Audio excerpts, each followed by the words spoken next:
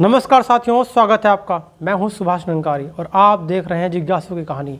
ये है जिज्ञासु एपिसोड 4। यदि आप जिज्ञासु की पूरी सीरीज़ को देखना चाहते हैं तो इस चैनल को सब्सक्राइब कर लीजिए। जिज्ञासु स्कूल की छुट्टी के बाद घर वापस आ जाता है। जिज्ञासु घर आकर पूरी कहानी अपने दादाजी को बताता है। उसके दादाजी बहुत खुश होते हैं।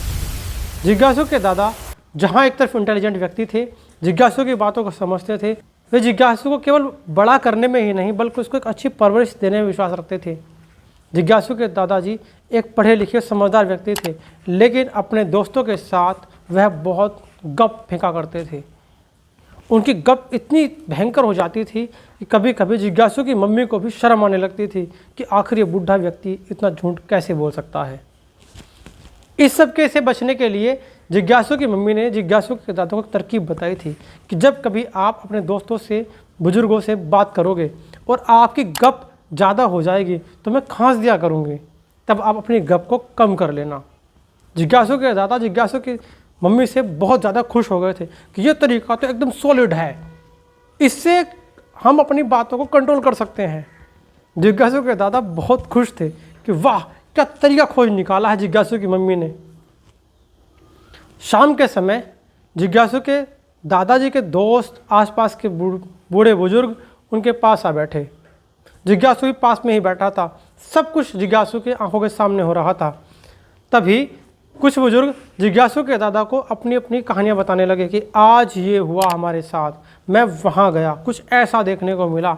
जिज्ञासु के दादा सबकी बातें सुन रहे थे और मन ही मन ये भी सोच रहे थे कि इन सब के सामने आखिर मैं कौन सी बात रखूं, मैं इन्हें कौन सी चटपटी बात सुनाऊं। आखिरकार वो गप सुनाना चाहते थे कि कुछ मज़ेदार, कुछ कहानी मेरे मन में आए, मैं इनको बता दूं ताकि मेरा भी कुछ प्लस पॉइंट बने, मेरी भी इमेज बने। अक्सर ऐसा होता है, अपने दोस्तों के सामने इम्प्रेशन जमाने के लिए कुछ बातें रखते हैं, लेकिन जिज्ञासु के दादा ने सारी हदें तोड़ दी थी क्योंकि वो एक बुजुर्ग व्यक्ति थे। जिज्ञासु के घर की जो बैठक थी उस पर जब शाम के टाइम सभी मोहल्ले के लोग मीटिंग कर रहे थे, आपस में बैठकर अपनी बातों की चर्चा कर रहे थे, तभी जिज्ञासु के दादा को एक तरकीब सूझी कि क्यों ना मैं एक मनगढ़ंत कहानी सुनाऊँ और ऐसी कहानी जो सबको आश्चर्य में डाल दे। तब उन्होंने कहा कि सब ध्यान से सुनो, मैं तुम्हें एक ऐसी राज की बात बताने वाला हूँ जिसे सुनकर आप सब हैरान हो जाओगे।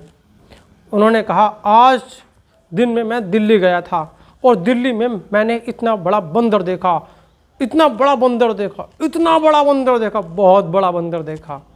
तो एक बुजुर्ग पूछने लगे, तो इसमें बड़ी बात क्या है, बंदर तो छोटे बड़े होते हैं। वो कहते, बात ये नहीं, बात उसकी पूँछ में है। उसकी पूँछ इतनी बड़ी थी जैसे दिल्ली से मुंबई। जिज्ञासु की मम्मी ये बात सुन रही थी, वो अचानक खांस पड़ी। अचानक जिज्ञासु के दादा को ध्यान लाया, मैंने कुछ ज़्यादा ही बड़ी पूँछ कर दी है बंदर की, क्यों ना इस पूँछ को कुछ कम कर दिया जाए। उन्होंने कहा, अरे नहीं, मैंने जो बंदर देखा वो बड़ा तो था, बहुत बड़ा था, लेकिन उसकी जो पूँछ थी वो मुंबई जितनी नहीं थी, वो इतनी बड़ी थी जैसे दिल्ली से अहमदाबाद। जिज्ञासु की मम्मी फिर से खांस पड़ी क्योंकि किसी बंदर की पूँछ इतनी बड़ी नहीं हो सकती कि दिल्ली से अहमदाबाद पहुंच जाए। जिज्ञासु की मम्मी की खांसी सुनकर जिज्ञासु के दादा ने फिर से कहा, अरे नहीं, उसकी पूँछ इतनी बड़ी नहीं थी, धोखा लग गया। मैंने एक बंदर देखा, उसकी पूँछ इतनी बड़ी थी जैसे दिल्ली से भोपाल। जिज्ञासु की मम्मी फिर से खांस पड़ी। जिज्ञासु के दादा ने कहा, अरे नहीं, मैंने एक बंदर देखा, उसकी पूँछ इतनी बड़ी थी। जैसे ही जिज्ञासु के दादा कुछ बोलने ही वाले थे, जिज्ञासु की मम्मी फिर खांस गई। जिज्ञासु के दादा खड़े हुए और बोले, खांसे ही जा रही है, हर बात पे खांसे ही जा रही है, मेरे बंदर को लांडा करके छोड़ेगी क्या? इसी पूंछ कुछ तो बड़ी रहने दे। जिज्ञासु ये सुनकर हंस पड़ा। आसपास के सभी लोग हंस पड़े, जिज्ञासु के दादा भी हंस पड़े क्योंकि उन्हें समझ में आ चुका था कि ये गप बहुत बड़ी हो गई है। जिज्ञासु के दादा ने अपनी गलती महसूस की और सबसे बोला कि यार, मेरी कहानी आज जम नहीं रही है। जिज्ञासु ये सुनकर बहुत आश्चर्य में हो गया, बहुत हंसने लगा। सब लोग ठाके मार कर हंस रहे थे। तब जिज्ञासु के दादा ने जिज्ञासु को समझा, बेटा, अगर कोई भी कहानी सुनानी हो, कोई भी बात बनानी हो, तो आपको अपने लिमिट में रहकर ही कहानी सुनानी चाहिए। सच्ची घटनाओं पर ही बातें बतानी चाहें तो ज़्यादा बेहतर रहेगा। तो जिज्ञासु की इस कहानी से हमें सीख मिलती है कि हम गप का कम से कम इस्तेमाल करें अपने जीवन में। तो जिज्ञासु की चटपट कहानी का ये एपिसोड 4 था जो आपने देखा। मिलते हैं जिज्ञासु के एपिसोड 5 में, तब तक के लिए नमस्कार, धन्यवाद।